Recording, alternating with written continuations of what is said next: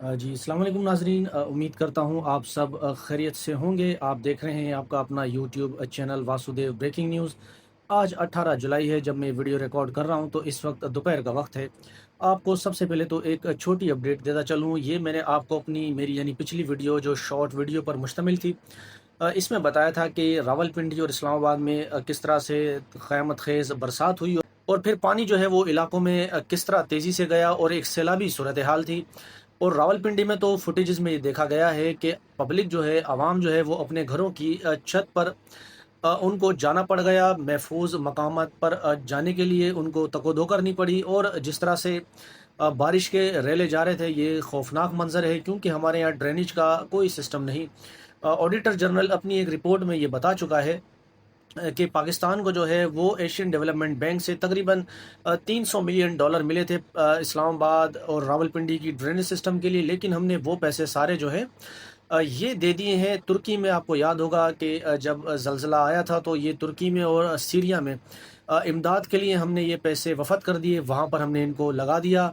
तो ये हमारा पोजीशन है। और फिर इस मामले के ऊपर जो है वो शाज़िया मरी साहिबा है, पाकिस्तान पीपल्स पार्टी से इनका ताल्लुक़ है, और उमर यूब साहब जो पाकिस्तान तहरीक इंसाफ के अपोजिशन लीडर हैं, इन्होंने काफ़ी शोर मचाया इस मामले पर, लेकिन कुछ ना हुआ। फिर आप ये देखें कि जब केपीके में कोई मामलात इस तरह के होते हैं, कुदरती आफ़ात आती हैं, तो वहाँ पर ये कहा जाता है कि मिसमैनेजमेंट है और कोई इंतज़ामात सूबे ने नहीं किए। इस तरह की बातें की जाती हैं। अगर करप्शन की भी कोई रिपोर्ट आ जाए तो उसको शोर मचाया जाता है मीडिया पर।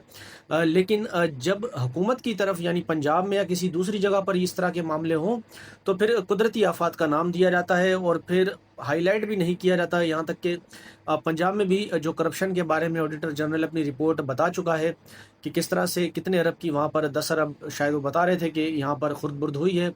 और गंदम का जो मामला है वफाक में, उसके ऊपर सब पर मिट्टी डाल दी जाती है। लेकिन आपके ओपोज़िशन है तो इस पर आपने सिर्फ़ शोर मचाना है। मीडिया का भी किरदार जो है वो बड़ा इसमें मशकूक है, या वो डरे होते हैं। हुकूमत की साइड की कोई ख़बर नहीं बताते, लेकिन अगर हुकूमत जो बयानियाँ दे, जो वो टो करे, मीडिया भी इसी को ले चल पड़ता है। एक तो ये हो गई बात जो आपको अपडेट बतानी थी। और पिछले 24 घंटे में बताया भी यही गया है कि तकरीबन 63 के करीब जो लोग हैं वो बारिशों के बाइस मारे जा चुके हैं, कोई इंतज़ामात नहीं है।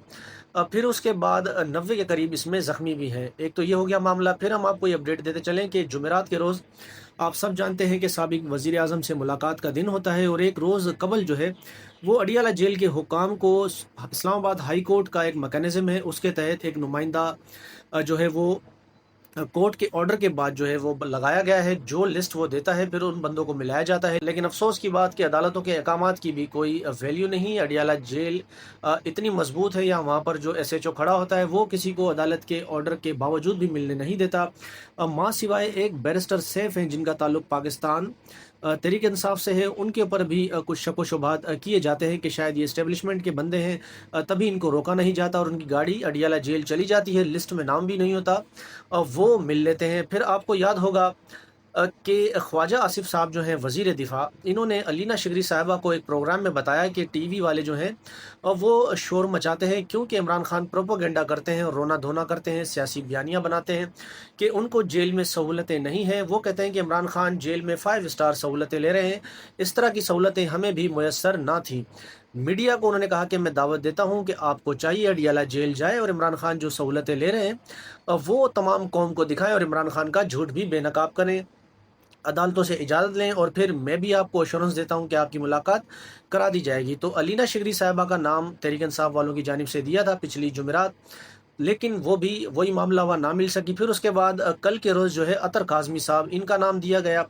ये भी अडियाला जेल गए, लेकिन हैरानकुन तौर पर इनको किसी जगह पर रोका ना गया, क्योंकि ये मीडिया के बंदे हैं। हो सकता है अगर इनको कहीं रोकते तो सिचुएशन क्रिएट होती, शोर मचता टीवी पर।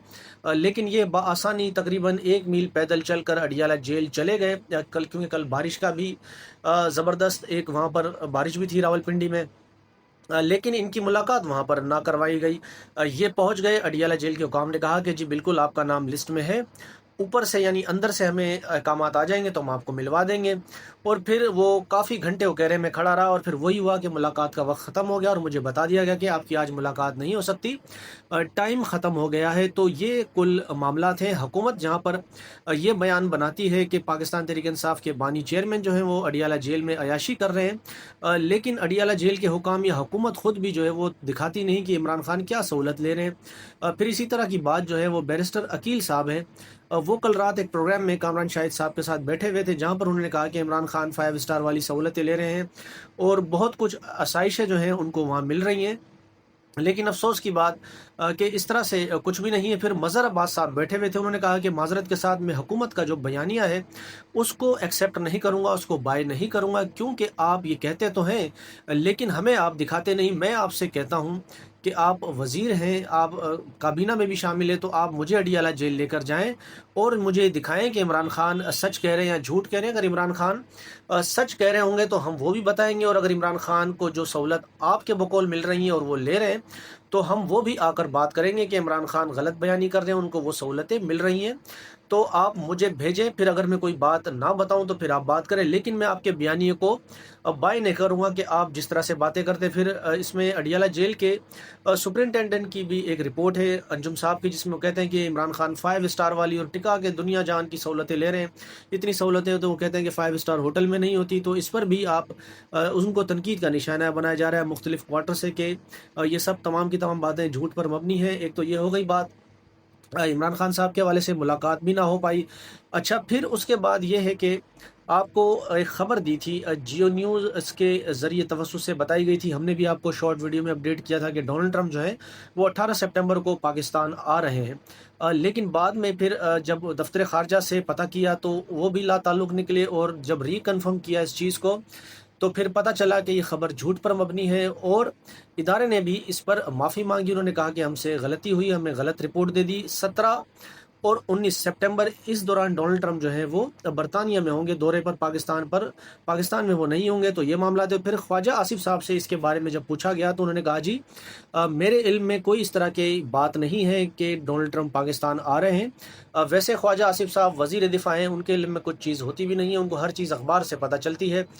تو انہوں نے کہا کہ اگر ڈونلڈ ٹرمپ، ویسے تو ان کو کوئی روک ٹوک نہیں ہے، اگر وہ پاکستان آنا چاہے تو ہم ان کو ویلکم کریں گے۔ ڈونلڈ ٹرمپ کے پاکستان آنے کے حوالے سے یہ خبریں میڈیا نے دی تھی، اور پھر میڈیا نے ہی اپنی خبر کی تردید کر دی کہ ہم سے غلطی ہوئی ہے۔ پھر انہوں نے ایک مرتبہ دہرایا کہ یہ موجودہ جو سسٹم ہے یہ ہائبرڈ ہے اور بڑے کامیابی کے ساتھ چل رہا ہے، جس کا ایک وہ کہتے ہیں کہ آپ دیکھ لیں کہ بھارت کے ساتھ جو مئی کے مہینے میں ٹاکرا ہوا تھا، ہم نے بھارت کو منہ توڑ اس کا جواب دیا۔ وہ کہتے ہیں کہ پچھلے دور میں جب ہائبرڈ حکومت تھی، اگر اس دوران یہ معاملات ہو جاتے تو خدا نخواستہ رزلٹ کچھ اور ہوتا، کیونکہ جو پچھلی ہائبرڈ حکومت ہے انہوں نے تو ابھی نندن کو چائے پلائی اور بھارت واپس بھیج دیا۔ تو خواجہ آصف صاحب کے بقول ہائبرڈ نظام کامیاب چل رہا ہے۔ پھر اس کے بعد اسلام آباد ہائی کورٹ کے جج ہیں جن کو لاہور سے لایا گیا تھا، وہ مستقل بنیادوں پر نہیں تھے، عارضی تھے۔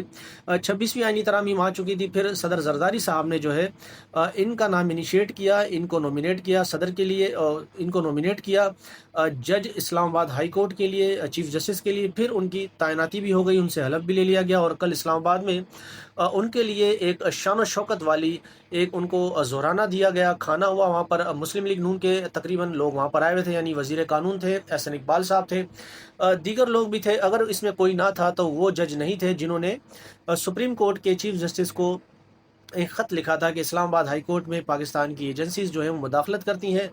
5 ججز وہ اس میں شرکت نہیں کی، انہوں نے اس عشائیے میں، باقی تمام لوگوں نے جشن منایا کہ سرفراز ڈوگر صاحب اسلام آباد ہائی کورٹ آ گئے ہیں۔ ایک تو یہ معاملہ ہو گیا۔ پھر اس کے بعد مولانا فضل الرحمان صاحب کہتے ہیں کہ 27ویں آئینی ترامیم جو ہیں وہ ناگزیر ہیں، وہ ہونی چاہیے۔ اس کی وجہ وہ یہ بتاتے ہیں کہ اسٹیبلشمنٹ سے یا اعلیٰ جو حکام ہیں ان سے یہ غلطی ہوئی ہے کہ انہوں نے فاٹا کا جو انضمام کر دیا تھا، یہ غلط فیصلہ تھا۔ اب ان کو ایسا لگتا ہے کہ یہ غلط چیز ہو گئی ہے، تو اس کو ریورس کرنے کے لیے جو ہے وہ 27ویں آئینی ترامیم ضروری ہیں، اور فاٹا کا وہ سمجھتے ہیں کہ بقول ان کے کہ ایک الگ سے اپنا سی ایم ہونا چاہیے، گورنر ہونا چاہیے، تو اس طرح کے معاملات ہیں۔ پھر پاکستان میں بھی ایک عجیب معاملات چل رہے ہیں کہ سینٹ کے جو الیکشن چل رہے ہیں خاص طور پر کے پی کے میں، وہاں پر ٹاس پر بھی جو ہے وہ سینیٹر بن رہے ہیں۔ تو یہ معاملات ہیں، ایسی سہولت پوری دنیا میں کہیں نہیں ملے گی، صرف پاکستان میں ہے۔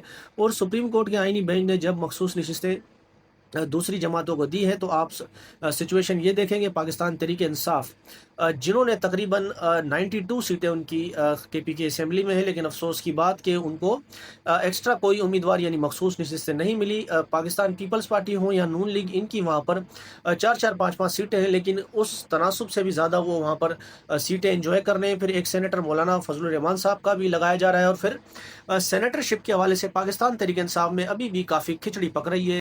اور یہ کہا جا رہا ہے کہ بیرسٹر سیف جو ہے وہ عمران خان صاحب سے جمعرات کو جب ملاقات کر آئے تھے، تو ایک وہ اپروول لے کر آئے تھے کہ عمران خان نے اپروول دی تھی کہ یہ سینیٹر جو ہوں گے ان کو پارٹی نومینیٹ کرے گی اور یہ سینیٹر بنیں گے۔ لیکن عمران خان کا جب مکمل بیان ان کے سوشل میڈیا سے جاری کیا گیا، تو اس میں علیمہ خان صاحبہ نے بھی اور عمران خان صاحب کے بیان میں بھی یہ تھا کہ پارٹی جو ہے وہ مشاورت کے ساتھ یہ طے کرے گی کہ سینیٹر کون اگلے ہوں گے پاکستان تحریک انصاف کی جانب سے کے پی کے اسمبلی میں۔